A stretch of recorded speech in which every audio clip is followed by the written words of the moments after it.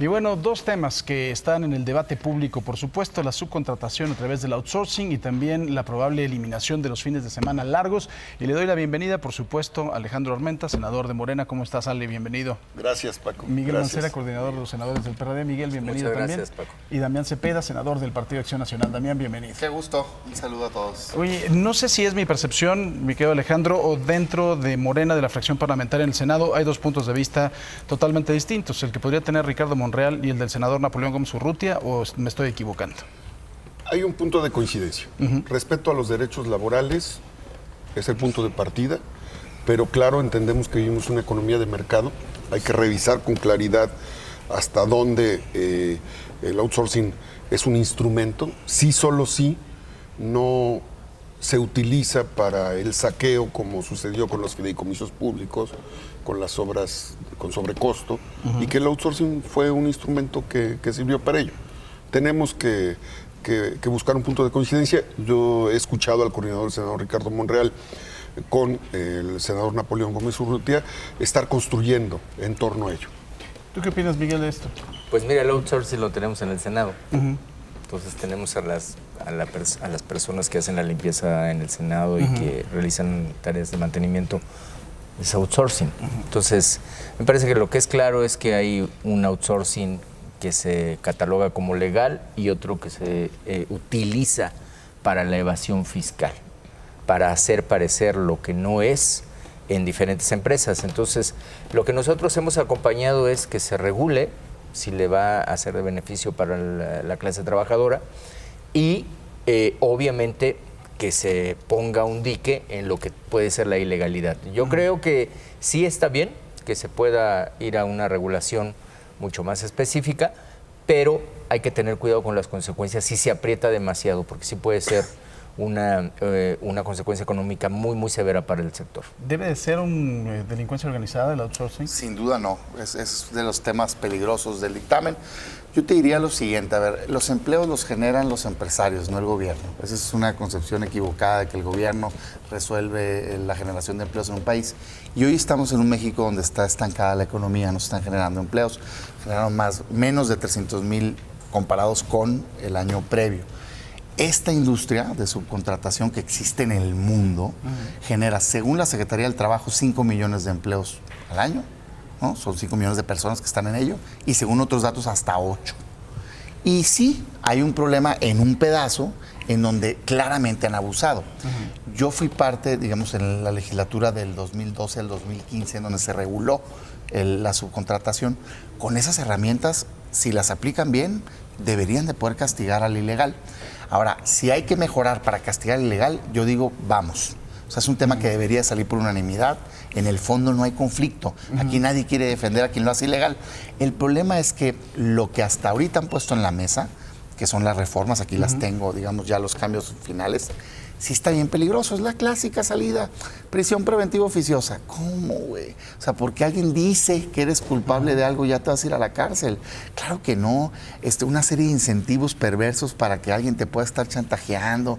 En fin, oye, regúlalo sí, pero no entorpezcas al grado que no se puede hacer una labor secundaria, que es lo que debe ser la subcontratación. Claro, pero ahora sí hubo un abuso impresionante. Sin duda. ¿No? O sea, y a esos, mételos a la cárcel.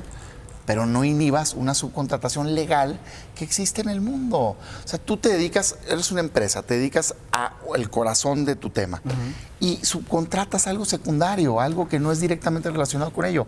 Eso lo debes de poder hacer sin estar amenazado, pues nadie lo va a hacer. Si te pueden mandar a prisión preventiva oficiosa, nadie va a subcontratar.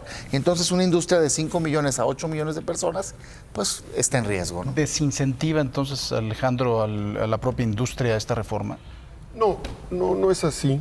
El país vivió una etapa de absoluta complicidad, de saqueo, de robo institucional. El principal delincuente de cuello blanco era el gobierno, que robaba, que saqueaba el presupuesto, que robaba los hidrocarburos y que evadía impuestos. Era el gobierno. El gobierno institucionalizó desde el Senado, la Cámara de Diputados, el Poder Judicial, el Poder Legislativo. Hay que regularlo. El tema central es, vamos al Parlamento abierto, Así lo acordamos con el presidente de la República, porque para nosotros sí es importante estar en coordinación con el presidente en un marco de la autonomía que tiene el Senado. Ya lo planteamos así, coincido con el senador Mancera y con el senador Damián.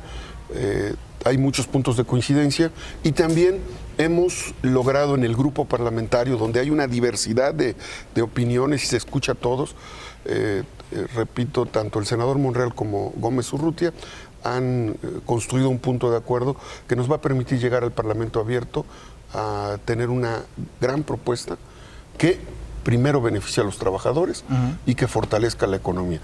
No es cierto que Morena esté en contra de los empresarios, por el contrario, nosotros también entendemos que en nuestro país no se puede lograr el desarrollo si no existen empresarios socialmente comprometidos, no delincuentes que se hicieron políticos o políticos que se hicieron delincuentes, se disfrazaron de empresarios, crearon empresas fantasmas y saquearon al país. Es una diferencia. Yo creo que aquí hay que ver que si se deja la reforma como está planteada, la principal área de afectación va a ser la de las pymes. Porque las empresas que menos tengan una capacidad de reorganización o de replanteamiento en sus propios esquemas de contratación, lo que van a hacer es un poco lo que planteaba Damián, pues ahí muere. Mejor esto no lo utilices y adiós, y a despedir personas. ¿Es necesario el outsourcing? Sí es necesario. Se utiliza, como ya se dijo aquí, en todo el mundo.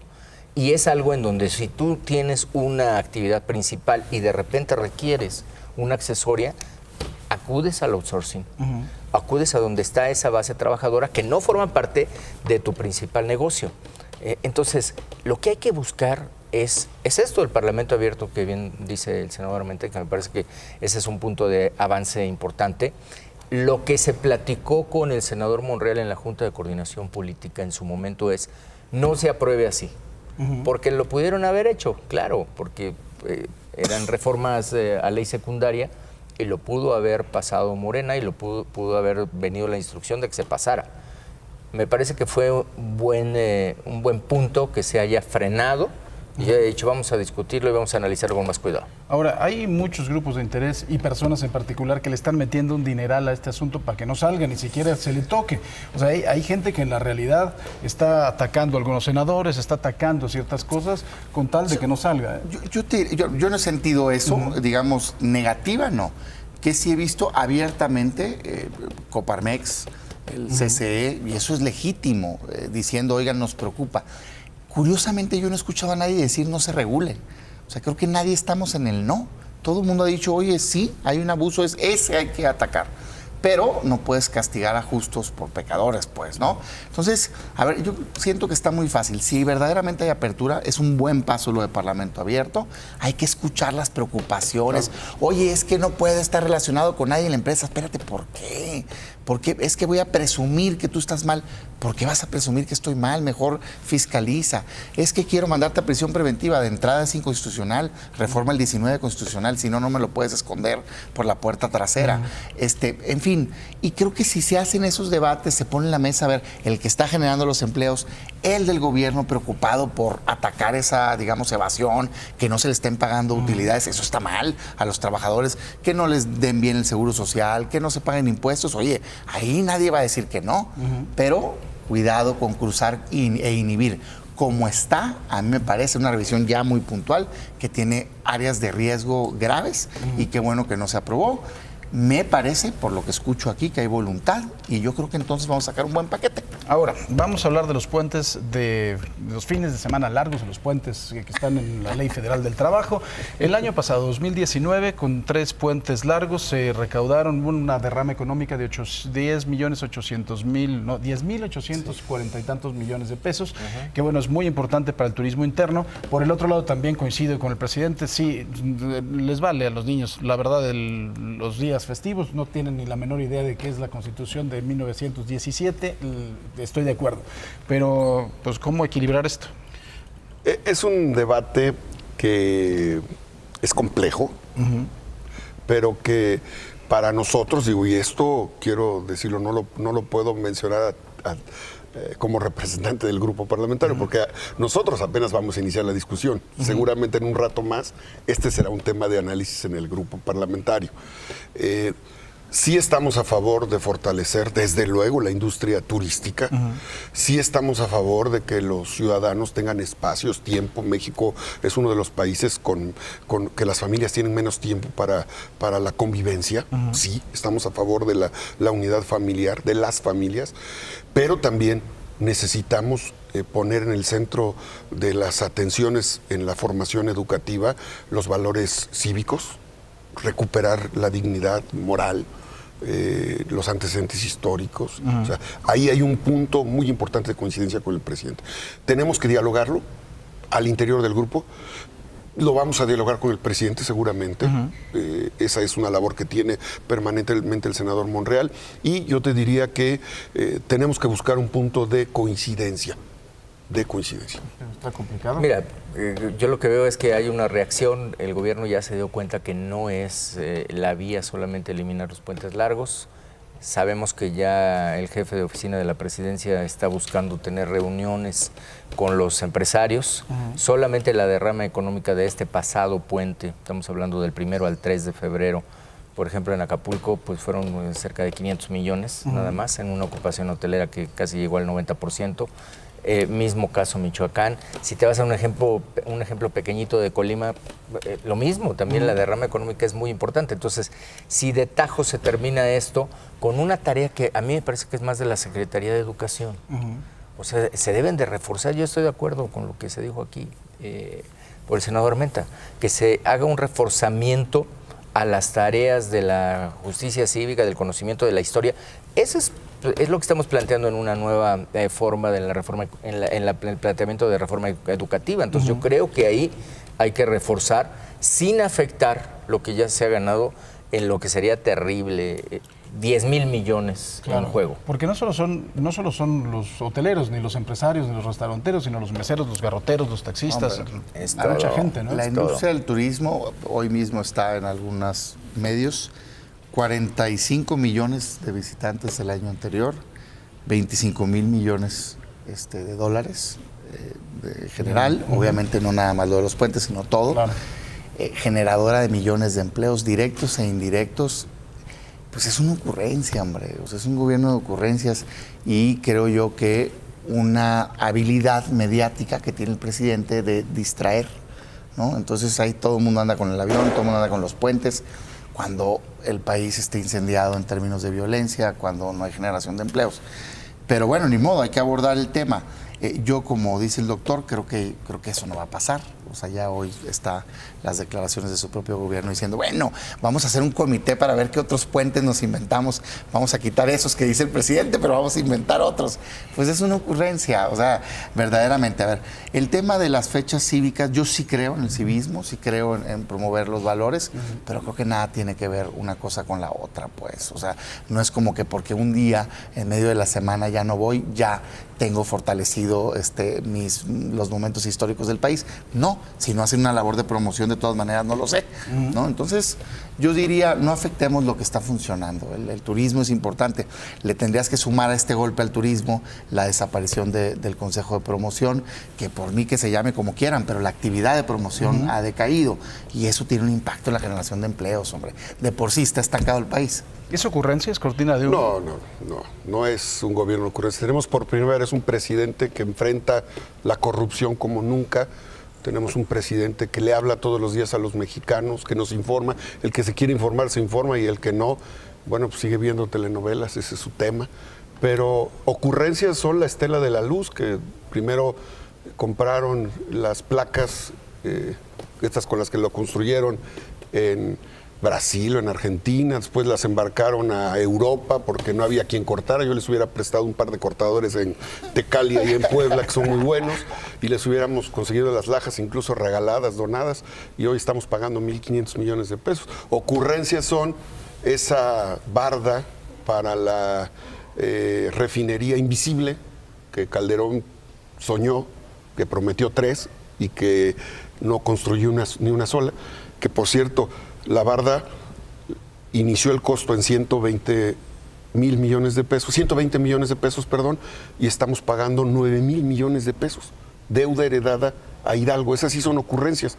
O para acabar el avión presidencial, ¿a quién se le ocurre un avión para un jeque árabe y dejarle un problema al país? Esas sí son ocurrencias. No es ocurrencia rescatar la soberanía alimentaria y rescatar la soberanía energética. Entonces yo ahí no coincido. Más bien es un tema que tenemos que analizar. Sí es un tema que nos ocupa. Tenemos que revisar con cuidado. Y yo estoy seguro, porque en otros casos el presidente ha analizado a detalle, incluso en el debate que tiene con los medios de comunicación, hay momentos en los que él reacciona y de manera propositiva reconstruye una idea. Yo simplemente reaccionar. A mí me llama poderosamente la atención cómo Morena, ante una crítica, siempre contesta con Calderón. A mí no me interesa lo que haya hecho Felipe Calderón. Nos afecta no soy el defensor, pues, de oficio. Fue un presidente que tuvo aciertos, que bueno, eso se defiende, y lo que no, estuvo mal, no importa quién sea. Pues claro que son tonterías esas dos que me acabas de decir, como también lo es cancelar el aeropuerto de Texcoco, como también es hacer la refinería, a quien se le ocurre, por Dios. Y sí creo que en términos, digamos, de comunicación, el presidente cada día anda que si con los cachitos, que si con el puente, y mientras es innegable, pues, más allá, por mí critiquen todo lo que quieran para atrás, por eso se perdió. Ganó una esperanza de cambio. El tema es cambiemos el país, hagamos las cosas bien. Para eso estamos aquí, hoy somos legisladores, hoy tenemos facultades para hacerlo. Yo lo que quiero es que mi país cambie, y me parece que mientras hay un problema de violencia, mientras hay pérdida de empleos, mientras no estamos saliendo adelante, hablar de puentes y de cachitos es un distractor. Ese es mi punto, ¿no? Mira, yo creo que el presidente es muy dado a la historia. Conociéndolo y conociendo su personalidad, siempre hace citas históricas. Y yo puedo entender que de repente diga, oye, los mexicanos debemos de conocer más nuestra historia, porque conociendo la historia evitas que se repitan acontecimientos que no son deseables. Entonces, está bien, pero hay que concentrarlo en la parte de la Secretaría de Educación. Porque lo que ahora le están diciendo y su gabinete económico reacciona, bueno, el propio secretario de Turismo cuando le preguntaron dijo, claro que no vamos a hacer eso, no sabía que era presidencial, ¿no? Después dijo, no, sí lo vamos a hacer, nada más que vamos a ver cómo lo hacemos de otra manera. Entonces, sí, está bien lo de la historia, me parece que hay que reforzarlo. Todos quisiéramos que nuestros niños y niñas estén cada vez mejor preparados y tengan mucho más esta tarea. De otra manera, quizá con los medios de comunicación en un gran convenio deberíamos estar conociendo todos los días cuáles son las efemérides en el propio Senado de la República, pero no afectar la economía que se genera con los puentes largos. Pues, acabamos de escuchar increíblemente cómo un mexicano piensa que las refinerías son la peor decisión. Qué barbaridad, no han ido a Japón, no han ido o no conocen lo que está pasando en el mundo. Sin construirse una refinería en el mundo? Sin tener una gota de petróleo está procesando, está vendiendo gasolina, es increíble. Dios, es que ellos lo que quieren es el bajar la negocio. gasolina. Lo que les interesa es el moche de las importaciones. Por Dios, a ver, no son me los que ofendas. saquearon al país. Dime una sola ocasión en donde puedas sustentar eso con un servidor. No me ofendas. No a ti, no, Damián, por yo favor. propongo cosas positivas. No, desmantelar la industria energética no es nada positiva. ¿Qué te parece? 40% menos la gasolina. Lo vamos a lograr una vez que rescatemos. Nosotros vamos a rescatar la industria energética y ustedes le entregaron el agua, entregaron los recursos mineros y entregaron el petróleo. De rollo de lengua me como un taco. Ahorita, dos. Votemos eliminar el impuesto especial. Es muy fácil, y bajas 40% el costo de la gasolina. ¿Por qué no lo hicieron ustedes? Malamente, pero ustedes prometieron. Ahí está un video del presidente diciendo vamos a tener refinería para el bien de la nación. La refinería les va a costar el doble de lo que dijeron. En lo que desayunamos tenemos que mandar un corte de un resumen de estados, pero muchas gracias, Damián Cepeda del PAN, querido Miguel Ángel Mancera del PRD, Alejandro Armenta. Energías renovables es el futuro, Armenta, no la gasolina. La base es la energía fósil y claro que vamos por la energía renovable. Armenta lo va a bajar la gasolina en Puebla. Vamos a un resumen de los estados.